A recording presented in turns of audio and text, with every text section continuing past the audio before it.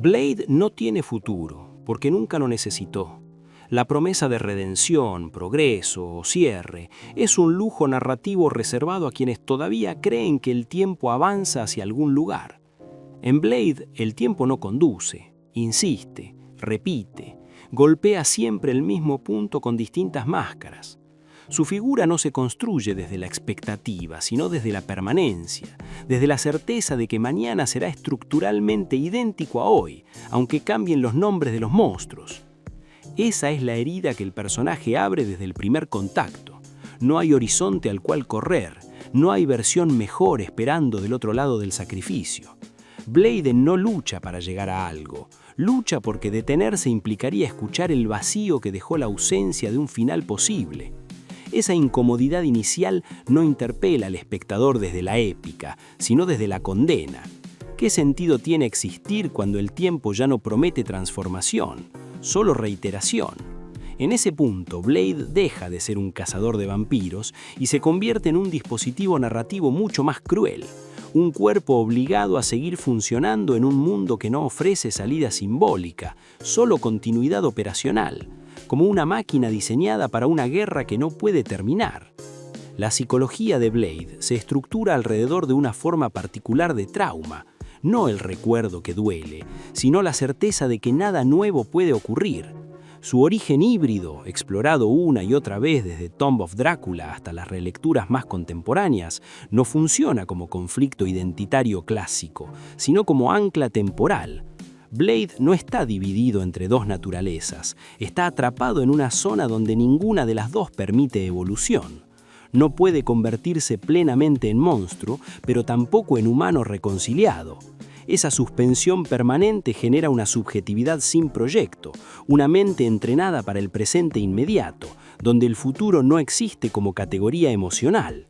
Psicológicamente, eso produce un tipo de compulsión. Seguir adelante no por esperanza, sino por inercia.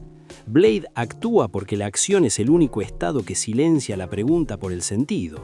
Cuando la narrativa insiste en mostrarlo aislado, taciturno, funcional, no está construyendo un arquetipo cool, está describiendo a alguien que aprendió que pensar en mañana es un error cognitivo. En su mundo interno, el tiempo no es una línea, sino un bucle, y cada noche que comienza ya está gastada antes de empezar. Antes de continuar, quiero agradecer especialmente a los miembros del canal y aprovechar para invitar a quienes quieran apoyar este proyecto a sumarse. Con la membresía van a tener acceso anticipado a los videos, contenido exclusivo y prioridad para solicitar temas, además de ser mencionados al inicio de cada video. Filosóficamente, Blade encarna una negación radical del progreso moral. En otros héroes, la violencia se justifica como medio hacia un bien mayor, hacia un equilibrio restaurado o una verdad revelada. En Blade, la violencia no conduce a nada, simplemente mantiene el sistema estable. Cada vampiro eliminado no acerca al mundo a un estado mejor, solo impide que empeore demasiado rápido. Esta lógica de contención permanente lo sitúa en un terreno incómodo, donde la ética deja de ser aspiracional y se vuelve administrativa. No se trata de salvar, sino de gestionar el daño. Esa diferencia es crucial porque transforma la responsabilidad en una carga sin recompensa. Blade no puede convencerse de que su accionar mejora el mundo, apenas logra evitar su colapso inmediato. Desde ese lugar, la noción de futuro se vacía de contenido filosófico. No hay telos, no hay finalidad última, solo hay una tarea que debe repetirse porque la alternativa es el caos. El personaje se mueve entonces en una ética del desgaste, donde cada decisión correcta no suma, apenas resta menos.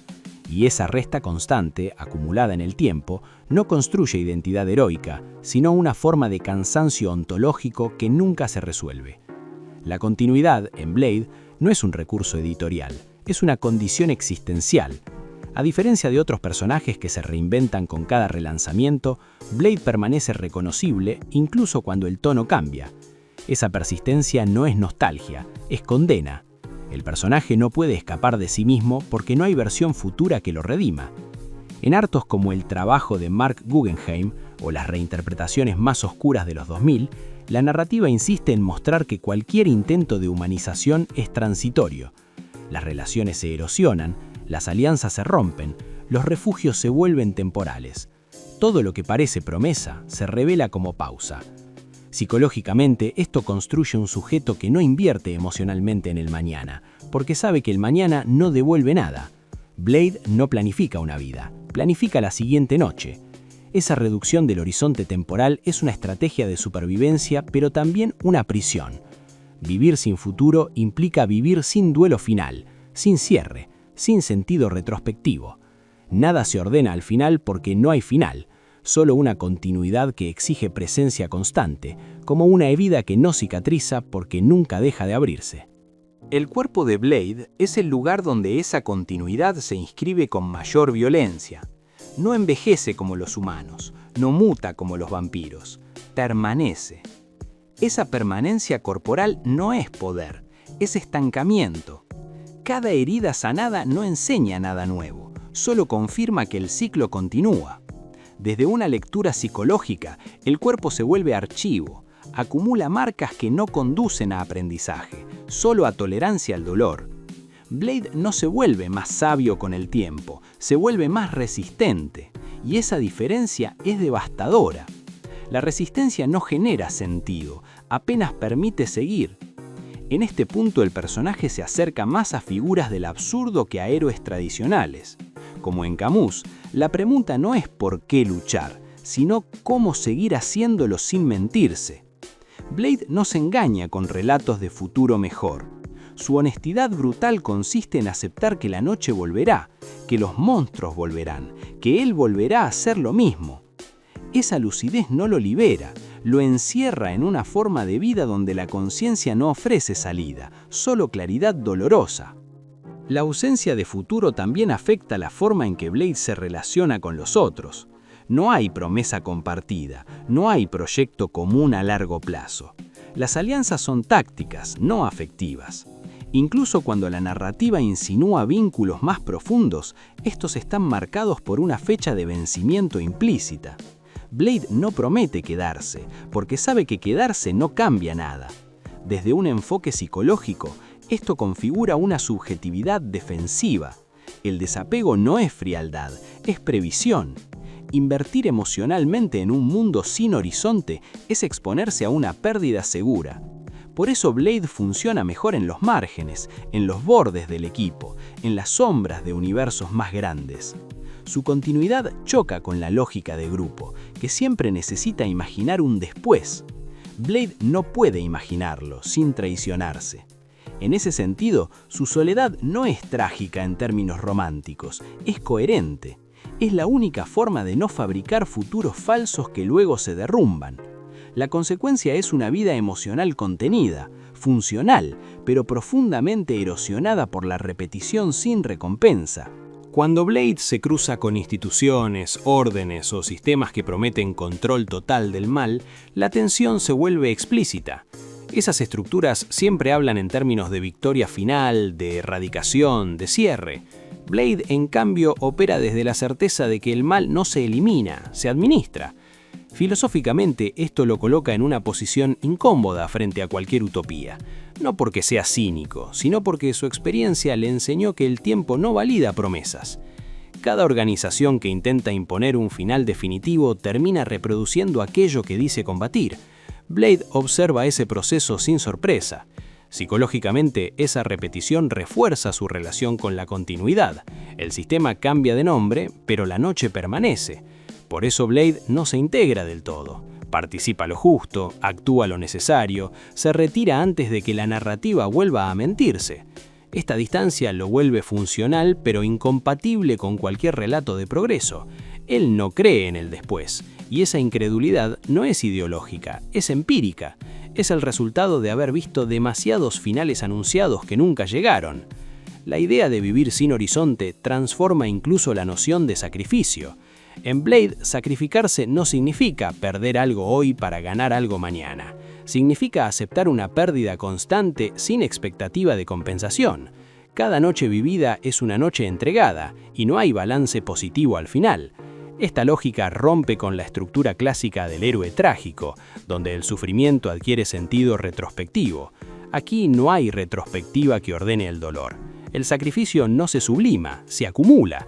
Desde una lectura psicológica, esto produce una forma de desgaste crónico que no desemboca en colapso, porque no hay punto de quiebre previsto. Blade no espera romperse, porque romperse implicaría un cambio, y el cambio es justamente lo que su mundo no ofrece. La continuidad absorbe incluso la posibilidad de caída definitiva. No hay catarsis, solo persistencia. Esa persistencia es la verdadera violencia del personaje, no la que ejerce, sino la que soporta sin poder narrarla como camino hacia algo mejor. Blade, entonces, no es un personaje de futuro negado, sino de futuro irrelevante. El mañana no está prohibido, simplemente no importa. Todo ocurre en un presente extendido que se repite con variaciones mínimas. Filosóficamente, esto lo acerca a una visión del tiempo circular, donde el sentido no se construye por avance, sino por resistencia. La pregunta ya no es ¿a dónde va esto?, sino ¿cuánto más puede sostenerse? Blade no responde porque no necesita hacerlo. Su existencia misma es la respuesta incómoda. Se sostiene porque no hay alternativa narrativamente honesta. Cualquier promesa de salida sería una traición a la lógica que lo define. En ese punto, el personaje se vuelve espejo del espectador adulto, cansado de relatos que prometen cierres que la realidad nunca entrega. Blade no ofrece consuelo, ofrece reconocimiento. Y ese reconocimiento, lejos de tranquilizar, incomoda, porque obliga a aceptar que vivir puede ser simplemente seguir. A esta altura del análisis, la continuidad deja de ser un rasgo y se vuelve un problema abierto. Blade sigue porque no puede detenerse, pero esa imposibilidad empieza a mostrar fisuras conceptuales. ¿Qué ocurre cuando la repetición deja de ser sostenible? ¿Qué pasa cuando el cuerpo, la mente o el mundo ya no toleran la inercia? La narrativa rara vez responde, porque responder implicaría clausurar aquello que mantiene vivo al personaje. Blade existe en esa tensión no resuelta entre aguantar y desaparecer. No como dilema dramático puntual, sino como estado permanente. Esa tensión es la que sostiene su potencia simbólica, pero también la que amenaza con vaciarlo si se fuerza una resolución. Aquí es donde la continuidad se revela como trampa, necesaria para que Blade sea Blade, pero peligrosa si se convierte en mera repetición sin reflexión. El personaje camina constantemente ese borde, y es ahí donde el análisis psicológico y filosófico todavía tiene algo que decir, porque el problema no está cerrado, apenas contenido. La continuidad, cuando se prolonga demasiado, deja de ser sostén y empieza a ser amenaza. No porque el personaje se agote narrativamente, sino porque la repetición empieza a revelar algo que hasta entonces se mantenía oculto. La posibilidad de que Blade ya no esté eligiendo continuar, sino que esté siendo elegido por la continuidad misma. Psicológicamente, ese desplazamiento es clave. Pasar de sigo porque debo a sigo porque no sé hacer otra cosa implica una erosión silenciosa de la agencia. Blade no reflexiona sobre esto de forma explícita, pero la narrativa lo sugiere cada vez que su reacción ante el horror es automática, casi protocolar.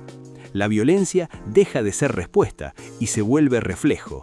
En ese punto, la permanencia ya no es resistencia, es hábito. Y el hábito, cuando se extiende indefinidamente, vacía de sentido incluso al sacrificio. La pregunta que empieza a insinuarse, sin nunca formularse del todo, es inquietante. ¿Qué queda de un sujeto cuando su vida entera se organiza alrededor de una función que no promete final? Blade no colapsa, no se quiebra, no se redime, simplemente continúa. Y esa simpleza, lejos de tranquilizar, abre una grieta conceptual peligrosa. Tal vez la continuidad no sea una virtud, sino una forma sofisticada de desaparición lenta. Desde un enfoque filosófico, Blade encarna una ética del aguante que roza el nihilismo operativo. No cree que nada vaya a mejorar, pero tampoco se permite dejar que todo empeore. Esa posición intermedia no construye sentido, apenas lo posterga. En términos existenciales, Blade vive en un presente sin proyección, donde cada acto es necesario pero no significativo. Esto lo diferencia de figuras trágicas clásicas, cuyo sufrimiento adquiere valor simbólico al final del camino. Aquí no hay final que resignifique, la violencia no purifica, El dolor no enseña, la soledad no eleva, todo permanece en un estado de utilidad mínima. Y sin embargo, Blade no se permite el abandono. Esa negativa a caer del todo es lo que lo mantiene funcional, pero también lo condena a una forma de vida sin relato. No hay historia que contarse sobre sí mismo cuando cada día repite el anterior. El yo se reduce a la tarea, la identidad se aplana. Blade no es alguien que lucha contra vampiros, es la lucha misma, sin distancia reflexiva. Esa fusión total entre sujeto y función es psicológicamente devastadora porque elimina la posibilidad de observarse desde afuera. Sin observación no hay transformación, solo continuidad. Cuando la ficción intenta ofrecerle a Blade una salida, una cura, una integración, una paz posible, esas propuestas siempre fracasan, no por maldad del mundo, sino por incompatibilidad estructural. Un Blade con futuro dejaría de ser Blade. Y esa paradoja revela algo incómodo sobre nuestra relación con el personaje. Lo queremos atrapado. Queremos que siga porque su permanencia confirma una intuición oscura que preferimos no formular, que hay vidas que no avanzan, que hay existencias definidas no por lo que esperan, sino por lo que sostienen. Blade nos permite mirar esa posibilidad sin asumirla como propia. Psicológicamente, funciona como contenedor simbólico de una angustia contemporánea, la sensación de estar atrapados en ciclos que no prometen cambio, solo supervivencia. La diferencia es que Blade no se queja, no teoriza su malestar, lo encarna, y al hacerlo, convierte la continuidad en una forma de verdad incómoda. No hay épica en seguir, hay desgaste, hay repetición, hay una voluntad mínima que se niega a extinguirse, no por fe, sino por costumbre. Esa es la violencia más profunda del personaje, obligarnos a aceptar que vivir puede ser simplemente no detenerse. En ese sentido, Blade dialoga de forma silenciosa con otros personajes del canon que también existen sin horizonte, pero que eligen mentirse con relatos morales para soportarlo. Blade no se miente, y esa honestidad brutal lo vuelve menos heroico, pero más inquietante, porque expone una pregunta que rara vez se permite en la ficción mainstream. ¿Qué pasa cuando la continuidad ya no es esperanza, sino condena asumida? La mayoría de los héroes se definen por lo que esperan lograr. Blade se define por lo que sabe que no va a ocurrir. No habrá victoria final, no habrá descanso, no habrá cierre, solo noches encadenadas. Y sin embargo, sigue. Esa persistencia sin promesa lo convierte en una figura filosóficamente radical porque obliga a repensar el vínculo entre sentido y acción. Tal vez no actuamos porque creemos en un futuro, sino porque detenernos sería intolerable. Blade no nos enseña cómo vivir mejor. Nos muestra cómo se vive cuando el futuro dejó de ser una categoría útil. Y esa imagen, lejos de ser inspiradora, es profundamente perturbadora, porque no ofrece salida conceptual, solo reconocimiento. Por eso, Blade termina funcionando como un contraste brutal con otros héroes que sí necesitan convertir su dolor en relato moral. Él no busca castigo, ni redención, ni absolución futura. No necesita sufrir para justificar su continuidad. Simplemente sigue. Y es justamente ahí donde la comparación con figuras como Daredevil se vuelve inevitable. Porque mientras Blade acepta la permanencia sin adornos, hay héroes que no pueden tolerar vivir sin dotar el sufrimiento de un sentido moral, sin transformarlo en penitencia. Daredevil no solo convive con el dolor, lo necesita, lo persigue, lo organiza como si fuera la única forma de sostener su identidad. Blade, en cambio, no se castiga, se gasta, no dramatiza la culpa, la vuelve rutina. Esa diferencia abre una fisura conceptual clave. ¿Es más honesta la continuidad sin consuelo de Blade o la necesidad constante de castigo que define a otros héroes que dicen luchar por el bien? Esa pregunta no se responde acá, pero es el punto exacto donde este análisis se cruza de forma natural con otro video del canal en el que profundizo justamente en Daredevil y su vínculo patológico con el castigo, no como accidente sino como necesidad estructural de su identidad. Ahí, la continuidad deja de ser solo resistencia y empieza a parecerse peligrosamente a una forma de penitencia elegida.